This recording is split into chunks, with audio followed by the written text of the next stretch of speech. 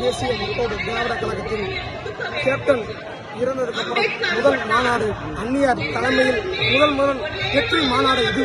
Captain வாழ்ந்த சரித்திரத்திற்கு captain அவர்கள் திரைப்படத்தில் முன்னோடியாக வாழ்ந்தவர். அடுத்தது கேப்டன் அரசியல் வந்ததுக்கு அப்புறம் கேப்டனுக்கு அப்புறம் இன்று வரை கேப்டன் முடிந்ததுக்கு அப்புறம் இன்று முதல் மாநாடு அந்நியார் தலைமையில் இது நடக்கிற மாநாடு. கேப்டன் இன்று வரை திரைப்படத்திலையும் ஜெயித்து வாழ்ந்தவர். கேப்டன் திரைப்படத்திலையும் இன்று வரை ஒருத்தர் வாழும் என்று அன்னதானம் போன்றவரை அனைத்தும் கேப்டன் அவரை மாதிரி யாரும் செய்தது இன்ன வரைக்கும் கிடையாது. அடுத்த கேப்டனுக்கு அப்புறம் அந்நியார் முதல் நடத்தும் இது மாநாடு. கேப்டன் வரலாறே சொல்ற அளவுக்கு பெரிய இது இருக்கும். ஆனா அந்நியார் முதல் நடத்தும் இது ஒரு மாநாடு.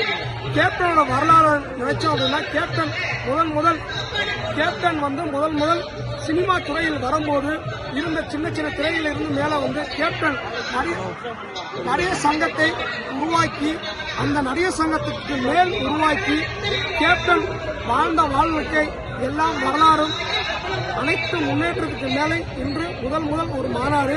ஆனால் கேப்டன் என்ற பேச்சு முடிந்ததுக்கு அப்புறம் இது ஒரு பெரிய ஒரு மாநாடாக இருக்கும் என்று நாங்கள் எதிர்பார்த்துக் கொண்டிருக்கிறோம். அது மாதிரி வரும் என்று நாங்கள் எதிர்கொண்டு இருக்கிறோம்.